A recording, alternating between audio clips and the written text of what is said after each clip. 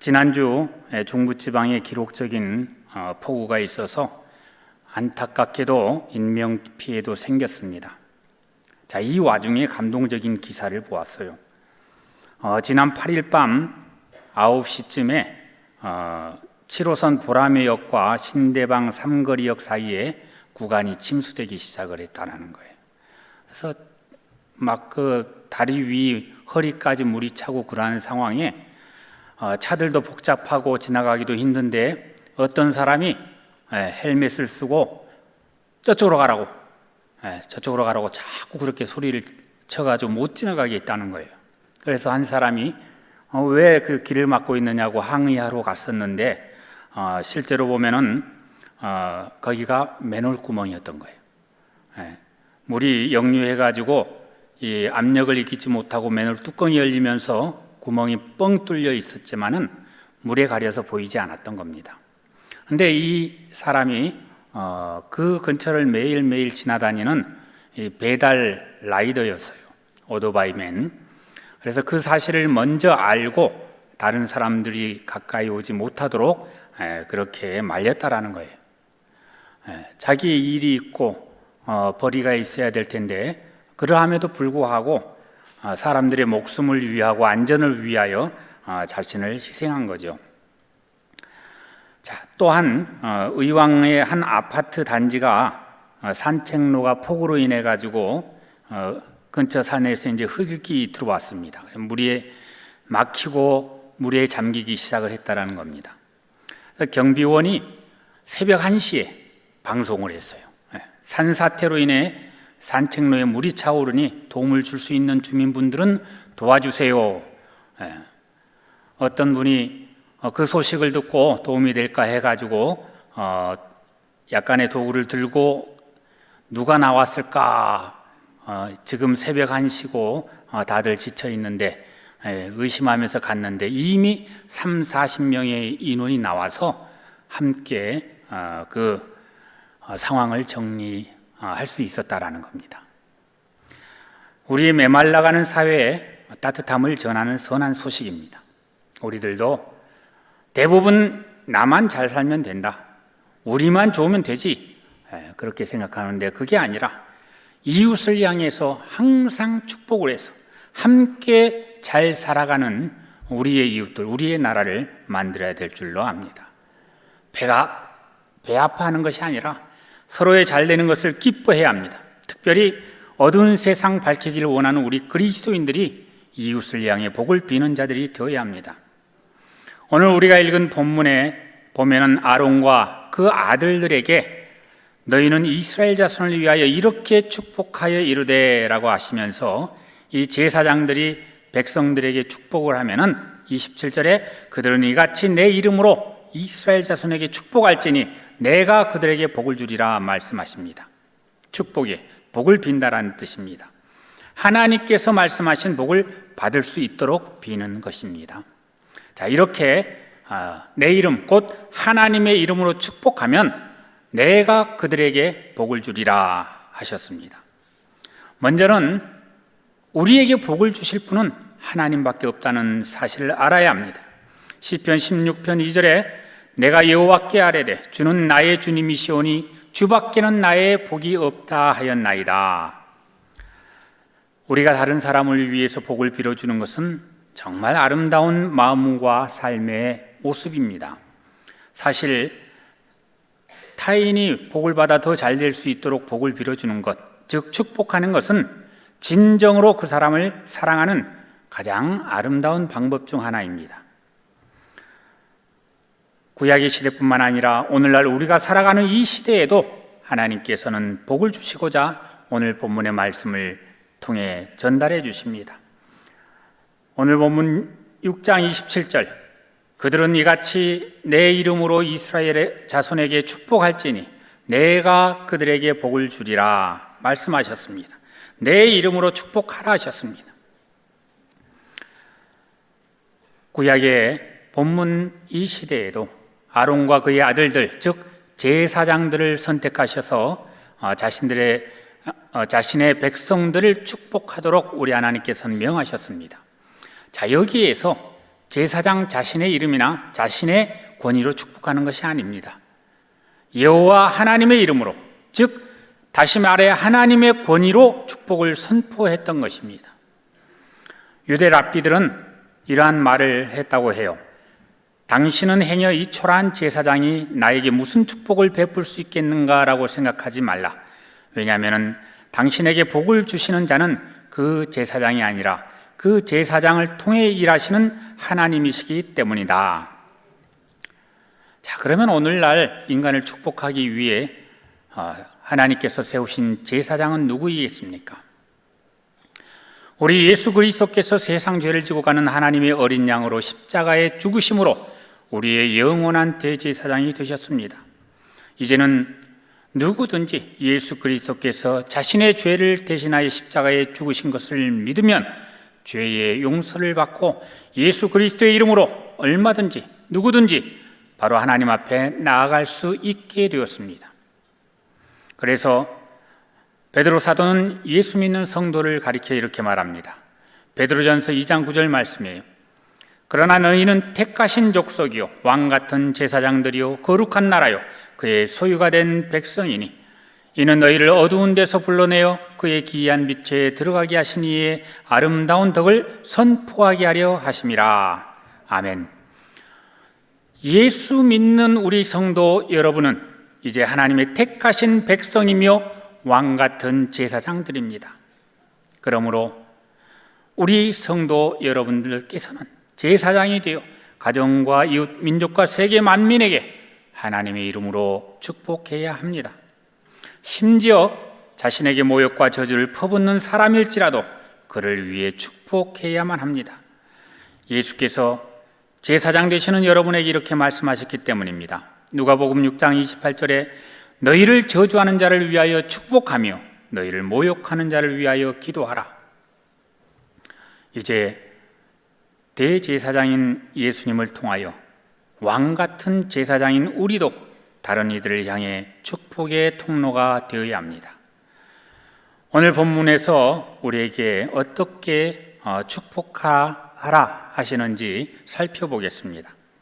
첫 번째는 이렇게 축복해야 합니다. 하나님께서 너를 지키시기를 원합니다. 본문 24절을 보면은 여호와는 내게 복을 주시고 너를 지키시기를 원하며 라고 축복하라 말씀합니다. 여기에서 지키다라는 히브리어는 샤마르인데 둘레에 가시로 울타리를 치다라는 뜻이고 이 말은 세심하고도 철저한 보호로서 모든 악한 세력으로부터와 재난과 가난과 각종 질병 및 전쟁으로부터의 보호까지를 의미합니다. 우리는 하나님의 은혜와 보호 없이는 한시도 살아가기 힘든 연약한 존재들입니다. 우리의 가정도 자녀들 양육해 본 줄 압니다.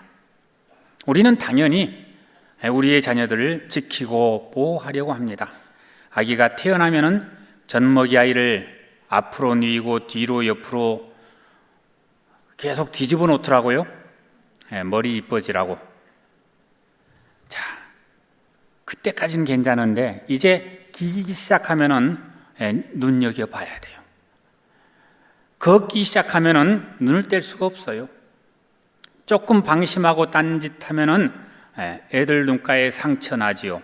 머리에 땜빵 생기죠. 자, 집안에서는 내 힘으로 내 자녀들을 지킬 수 있다라고 생각하지만은 이내 어린이집 보내고 유치원, 초등학교에 들어가면은 내 손에서 완전히 떠나는 거예요. 그야말로 손을 떠나 맡길 수밖에 없는 상황이 됩니다. 눈 깜짝할 새 사고를 당하기도 하고 또 사회가 너무 악해서 아무리 경호원을 붙여서 보호하려고 해도 뒤에서 총 한 번 쏘면 죽을 수밖에 없는 그러한 상황도 생기게 됩니다. 우리 인간은요, 하고 싶어도 한계가 있기 때문에 오직 하나님 앞에 맡길 수밖에 없습니다. 시편 121편 3절에서 8절까지의 말씀을 봉독하겠습니다. 여호와께서 너를 실족하지 아니하게 하시며 너를 지키시는 이가 졸지 아니하시리로다. 이스라엘을 지키시는 이는 졸지도 아니하시고 주무시지도 아니하시리로다. 여호와는 너를 지키시는 이시라. 여호와께서 내 오른쪽에서 내 그늘이 되시나니 낮에 해가 너를 상하게 하지 아니하며 밤에 달도 너를 해치지 아니하리로다. 여호와께서 너를 지켜 모든 환난을 면하게 하시며 또 내 영혼을 지키시리로다. 여호와께서 너의 주력을 지금부터 영원까지 지키시리로다. 아멘. 오직 하나님만이 우리를 안전하게 지켜주실 수 있습니다. 생사화복을 주장하시는 하나님께 우리의 생명과 영혼을 온전히 맡기고 하나님의 계획과 섭리에 순종해야 합니다. 지금 이스라엘 백성들은 아무 힘도 없이 보호 장비도 없이 위험한 광야에서 하나님께서 약속하신 가나안 땅을 향해 가고 있습니다. 그러기에 그 누구보다 잘 알고 계시는 분이 우리 하나님이셔요. 그러기에 우리 하나님께서 아론과 그의 아들을 통해서 가장 먼저 하나님의 지키심을 축복하도록 지시하신 겁니다. 이것은 우리 성도가 사모해야 할 복이면서 성도가 기도해야 할 기도의 제목입니다. 우리는 불확실한 미래를 살아가고 있습니다. 아무도 누가 코로나가 이렇게 길어질 줄 생각 못했을 것입니다. 그리고 어느 누구도 오늘 그리고 내일 어떠한 일이 일어날지 정확히 알고 있는 사람은 없습니다. 그러다 보니 근심과 걱정으로 불안해합니다. 코로나가 끝나면 모든 문제가 해결될 것 같이 생각하지만은 각종 근심거리가 우리를 기다리고 있습니다. 파괴되고 있는 환경으로 인해 밀어닥치는 자연재해, 전쟁의 소식과 기근, 건강, 자녀 경제적인 문제 등 다양한 문제들이 우리를 끊임없이 압박합니다. 우리 역시 불확실한 미래를 두고 오늘을 살아갈 때면은 우리가 가진 믿음이 약하고 초라하게만 보입니다. 그러기에 하나님이 우리를 지켜주시는 것을 바라는 겁니다. 우리의 삶을 붙잡아 주실 하나님의 손길이 필요합니다. 우리 하나님께서는 사랑하는 자들을 지켜주십니다. 지켜주시기를 원하고 그렇기 때문에 우리가 그를 위해 축복해야 합니다. 언젠가 방송에서 이러한 프로그램을 본 적이 있습니다.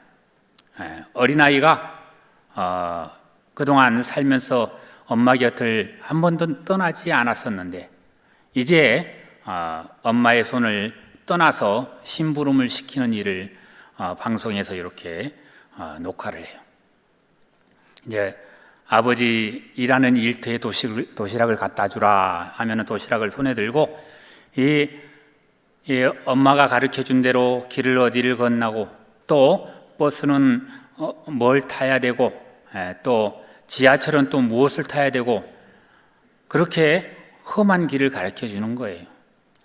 안 가려고 하는 걸 막 꼬아가지고 보냅니다.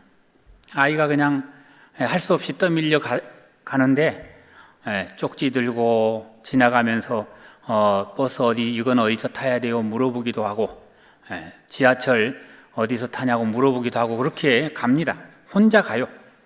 그런데 그 뒤에는 어머니와 또 방송 관계자들이 계속 뒤따르고 있는 겁니다.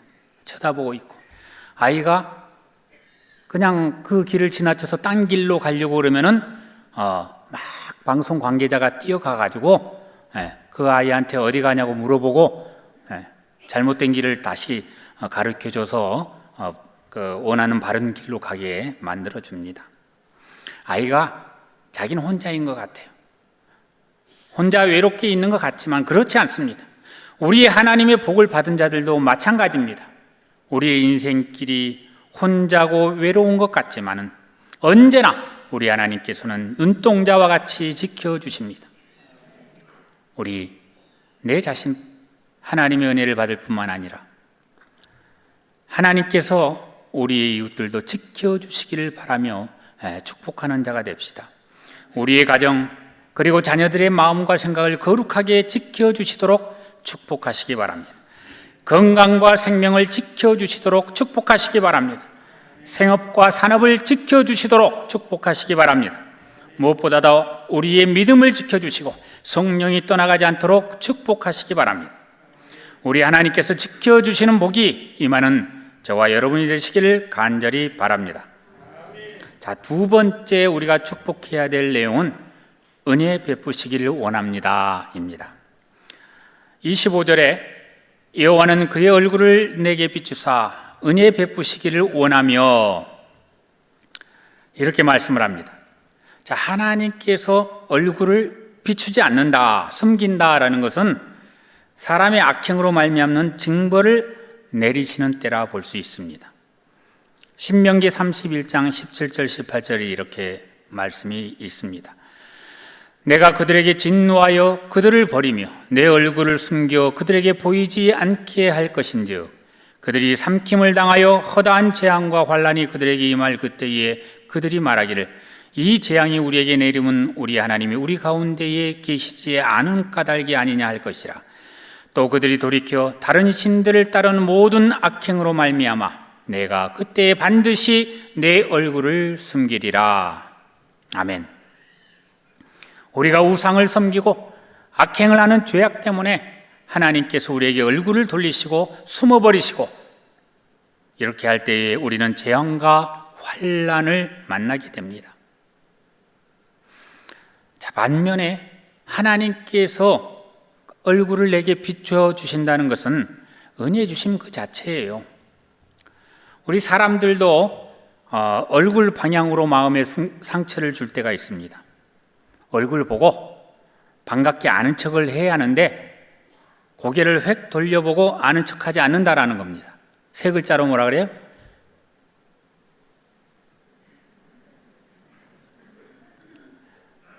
일부는 청년들이 좀 있어가지고 대답이 금방 나왔는데 쌩깐다.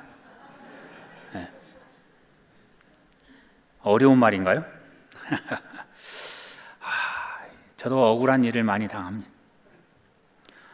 우리가 목사님들이 예배 전후에 1층 로비에서 성도님들 영접하잖아요.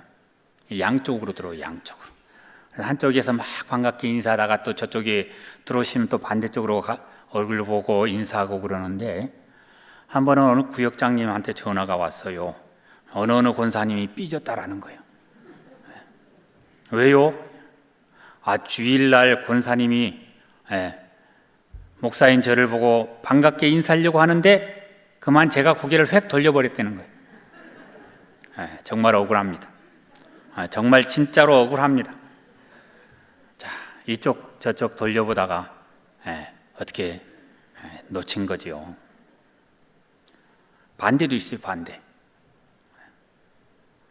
어떤 분이 설교할 때 왜 나를 계속 쳐다보고 하냐? 내 얘기하는 거냐? 아닙니다. 제가 원고 보느라고 바쁜데 누굴 그렇게 뚜렷이 쳐다보겠습니까? 아닙니다. 그냥 계속 고개만 숙이고 있으면 아마추어처럼 보이니까 가끔 한 번씩 둘러보는 거예요. 자, 우리 하나님께서 그 얼굴을 우리에게 향하신 것은 죄악된 백성에게 구원의 길을 보이신 겁니다. 그냥 버려두면은 죄에서 헤어나오지 못하고 멸망길로 빠질 수밖에 없는 우리들. 이러한 우리 인간의 형편을 너무나 잘 아시는 하나님께서 우리에게 은혜를 베푸셔서 예수 그리스도의 십자가로 우리를 구원하신 겁니다. 그래서 예수 그리스도의 십자가는 인간을 향하여 그 얼굴로 비추시는 하나님의 은혜와 사랑인 것입니다. 결국 은혜란 죄로 말미암아 죽을 수밖에 없는 인간에게 조건 없이 베푸시는 하나님의 한량없는 긍휼과 자비를 말하는 것입니다. 아이를 키울 때에 우리 부모는 한없는 사랑과 은혜를 가지고 한없는 인내를 가지고 있습니다. 왜? 기대치가 그 아이에게 맞춰져야 하는데 아이들이 자라면서 뭐 스스로 할 줄 아는 게 없잖아요. 너무 큰 기대치를 가지고 우리 아이는 천재인데 라고 생각하는데 천재가 아니야. 그러면 실망하죠. 아니에요. 아이들은 그 나이에 맞게 유치원 할 때 그 유치하게 자라는 거예요. 거기에 우리가 수준을 맞추는 것이죠. 눈높이를 맞추어서 부족한 것들 계속 양육하고 교육하고 기다리면서 완성이 될 때까지 기다리는 거, 우리 부모가 바로 아이들을 향해서 은혜를 베푸는 거예요. 우리도 은혜가 아니면 살아갈 수가 없습니다. 매일매일 같은 죄와 실패로 그야말로 문제들인데, 그러함에도 불구하고 택하셔서 자녀 삼아주신 하나님께서 포기하지 않으시고 언제나 꾹 참고 기다려주십니다. 세상을 살다 보면은 권력이나 물질이 있는 자의 은혜가 절실히 필요한 때가 있습니다. 이번 8.15 광복절을 맞이하여 대통령이 특별 사면을 하는데, 뉴스에는 누구누구는 사면하고 누구누구는 빠졌다, 그런 얘기들이 나와요. 사면 받은 이는 큰 은혜를 받은 겁니다. 아직 남은 형기가 있어서 감옥에 있어야 하는데, 그럼에도 불구하고 특별 사면을 통해서 죄사함을 받고 감옥에서 나올 수 있기 때문입니다. 은혜입니다. 또 경제적인 면에도 그런 게 있어요. 작년 말에 전월세 가격이 굉장히 많이 올랐어요, 한꺼번에. 그러니까 기간이 되면 이제 이사를 해야 되는데 이사를 하기가 너무 힘든 거예요. 절반으로 줄여서 가든지 아니면은 은행에 대출을 받아야 하는데 너무너무 힘들어요. 그런데 제가 아는 어느 집은 월세로 살고 있는데 주인이 돈이 너무 많아가지고 별로 신경을 안 쓴대요. 그리고 그냥 살아라, 그렇게 얘기를 했다는 거예요. 그러니까 그게 은혜 아니에요? 세상에서도 썩어 없어질 세상에서도 은혜를 받으면 너무나 기쁨이 넘치는데, 하물며 영원히 사라지지 아니하는 하나님의 은혜를 받은 자는 그 기쁨이 얼마나 충만할까요? 우리 하나님이 주시는 은혜에는 놀라운 힘이 있습니다. 우리 하나님께서는 우리로 바르고 정직하게 살아가게 하실 뿐만 아니라 똑같은 어려운 상황을 당하면서도 우리의 마음을 변화시킵니다. 똑같은 상황에서 불평불만이 나올 수 있지만, 그러나 당할 수 없는 그러한 일들도 능히 감당할 수 있도록 우리의 마음을 바꾸십니다. 그게 하나님께서 우리에게 주신 은혜예요. 성도 여러분, 우리는 하나님의 은혜를 구할 뿐만 아니라 이를 위해서 축복해야 합니다. 자, 그러면 하나님의 은혜를 우리는 어떻게 체험할까? 어떻게 알 수 있을까? 그것은 오늘 주신 말씀처럼 하나님의 얼굴을 대면할 때 가능합니다. 우리의 성도가 하나님의 얼굴을 대면하는 방법은 말씀과 기도와 예배예요. 성경을 통해서 우리에게 말씀하십니다. 우리의 성도는 기도를 통해서 하나님께 말씀을 드립니다. 그리고 하나님께서는 성도의 기도를 들으시고 응답해 주십니다. 그러니 하나님의 말씀을 읽고 기도하며 예배드리는 성도는 하나님을 대면하고 있는 것입니다. 따라서 온 마음과 정성을 다해서 말씀과 기도의 자리, 예배의 자리로 나아가야 합니다. 이곳에 하나님의 은혜가 있기 때문입니다. 성도 여러분, 하나님의 은혜를 구하는 자 되기를 바랍니다. 그리고 여러분의 가정과 이웃에게 하나님께서 은혜를 베푸신 자가 되기를 위해 축복하는 자가 되기를 간절히 원합니다. 성도 여러분, 우리가 축복할 때 우리 하나님이 들어주십니다. 항상 하나님 앞에 간절히 축복하고 이름을 받는 저희 모두가 되기를 간절히 바랍니다. 마지막 세 번째로 축복할 내용은 평강 주시기를 원합니다 입니다. 26절을 보면은 여호와는 그 얼굴을 내게로 향하여 드사 평강 주시기를 원하노라 할지니라 하라 말씀합니다. 여기에서 얼굴을 향하여 든다, 히브리어로 나사라고 하는데, 말은 열정적으로 바라보다, 계속해서 주시하다라는 의미를 가지고 있습니다. 이 말은 하나님께서 그 대상을 향하여 지속적인 관심과 사랑을 베푸시는 것을 말합니다. 신명기 11장 11절 12절에 보면 이렇게 말씀이 있습니다. 너희가 건너가서 차지할 땅은 산과 골짜기가 있어서 하늘에서 내리는 비를 흡수하는 땅이요 내 하나님 여호와께서 돌보아 주시는 땅이라. 연초부터 연말까지 내 하나님 여호와의 눈이 항상 그 위에 있느니라. 아멘. 하나님의 눈이 항상 우리를 쳐다보고 있으면 좀 거북합니까? 자, 죄를 지은 자에게는 이 부담스러운 거예요. 맨날 그러잖아요. 하나님 이번만 눈 감아주세요. 심판받을 때 빠짐없이 기록되어 있을 것을 생각하면 정말 부담스러운 것 같습니다. 그러나 우리 하나님께서 열정적으로 지속적으로 주시하시는 것은 우리를 극진히 사랑하시는 표현입니다. 서로 사랑하는 연인들은 조금도 눈을 떼려 하지 않고 서로를 바라봅니다. 눈을 마주치고 사랑을 표현합니다. 우리 하나님께서도 그 얼굴을 사랑하는 성도를 향하여 드사 애타게 사랑함을 얘기하고 있는 것입니다. 이러한 자들 평강이 있기를 원합니다. 평강은 샬롬이지요. 나라 민족 간의 갈등과 분쟁이 없는 평화, 노사 계급 간의 분쟁이 없는 화평, 남편과 아내, 고부 간의 갈등이 없는 화목, 이웃과의 다툼이 없는 평안 등을 의미합니다. 세상이 주는 평안이 아니라 우리 하나님께서 주시는 평강은 영원한 것입니다. 요한복음 14장 27절에 평안을 너희에게 끼치노니 곧 나의 평안을 너희에게 주노라. 내가 너희에게 주는 것은 세상이 주는 것과 같지 아니하니라. 너희는 마음에 근심하지도 말고 두려워하지도 말라. 성도 여러분, 우리가 살아가면서 근심하고 두려워하는 게 뭐가 있습니까? 가만히 살펴보면요, 10중 8구는 돈 문제예요, 돈 문제. 따라서 현대와 같은 물질 만능 시대에는 물질이나 권세로 일시적인 평안을 가질 수는 있어요. 기러기 토마토 스위스,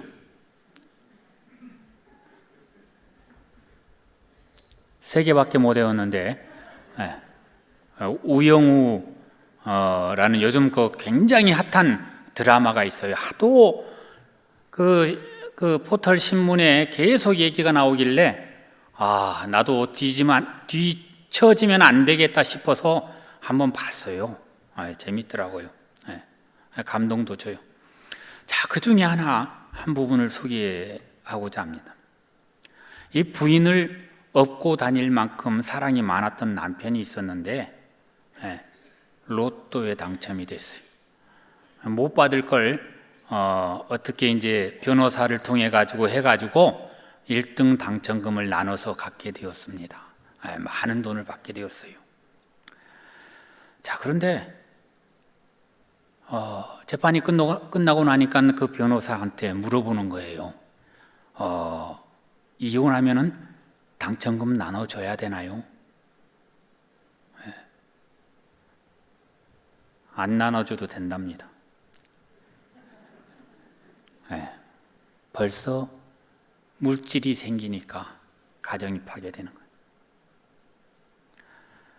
자, 그 다음 얘기는 직접 보시길 바라고, 물질이 평강을 주지 않습니다. 물질뿐 아니라 세상의 그 어떤 것도 근심과 두려움으로부터 우리를 온전히 지켜주지 못합니다. 평강은 오직 하나님께서 주시는 하나님의 선물입니다. 주님 품 안에 있는 자는 평강이 있습니다. 그러나 악인들에게는 평강이 없습니다. 하나님을 두려워하지 않는 자, 하나님을 떠난 자, 불순종과 악을 행하는 자에게는 평강이 있을 수 없습니다. 참된 평강은 오직 하나님 안에 거하는 자, 하나님을 의지하는 자에게 주어지는 복인 것입니다. 그런데 이 평강은 구하기만 한다고 되는 건 아니에요. 어린아이가 어머니 품속에 있을 때 아무리 폭풍이 몰아쳐도 새근새근 잠들 수 있는 것은 어머니를 신뢰하기 때문에 그렇습니다.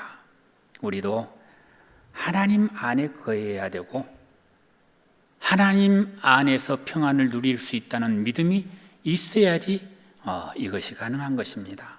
성도 여러분, 걱정이 있습니까? 두려움이 있습니까? 하나님께 모든 것을 내어 맡기십시오. 하나님께서는 역사하십니다. 빌립보서 4장 6절에서 7절에 아무것도 염려하지 말고 다만 모든 일에 간구와 기도와 간구로 너희 구할 것을 감사함으로 하나님께 아뢰라. 그리하면 모든 지각에 뛰어난 하나님의 평강이 그리스도 예수 안에서 너희 마음과 생각을 지키시리라.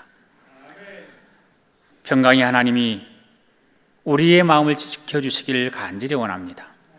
이제 오늘 읽으신 우리 본문의 말씀을 통해서 우리도 축복하는 것을 배워야 돼요. 제가 가로를 써놓을 텐데 은혜라고 하죠. 뭐 여기 은혜 있어요. 은혜. 복 많이 받으십시오. 본인의 자녀, 손자, 손녀 이름을 놓고 한번 이렇게 축복하며 기도하십시다. 구약의 여호와는 우리가 하나님이라고 말씀드릴 수 있으니까, 자, 하나님은 따라해 보세요. 하나님은 은혜에게, 은혜 말고 여러분이 생각한 그 이름, 하나님은 은혜에게 복을 주시고 은혜를 지키시기를 원하며, 하나님은 그의 얼굴을 은혜에게 비추사 은혜 베푸시기를 원하며, 하나님은 그 얼굴을 은혜에게로 향하여 드사 평강 주시기를 원하노라. 이렇게 기도하는 저희들 되기를 바랍니다. 자, 이렇게 기도하면은, 이렇게 축복하면은 27절 다 같이 한번 읽고 마치겠습니다. 그들은 이같이 내 이름으로 이스라엘 자손에게 축복할지니 내가 그들에게 복을 주리라. 아멘. 복 주고 복 받는 저희 모두가 되기를 바랍니다. 기도하시겠습니다. 하나님 주신 은혜로 복 받은 저희 성도들이 이웃을 향하여 축복하게 하여 주시옵소서. 하나님께서 지켜주시기를 원합니다. 하나님께서 그의 얼굴을 비추사 은혜 베푸시기를 원합니다. 하나님께 그 얼굴을 향하여 드사 평강 주시기를 원합니다. 우리 하나님의 이름으로 축복하면 하나님께서 그들에게 복을 주시리라 약속하신 말씀이 우리와 우리 이웃들에게 복이 되어 세상을 밝히고 하나님의 영광이 나타나게 하여 주시옵소서. 예수님의 이름으로 기도하옵나이다. 아멘.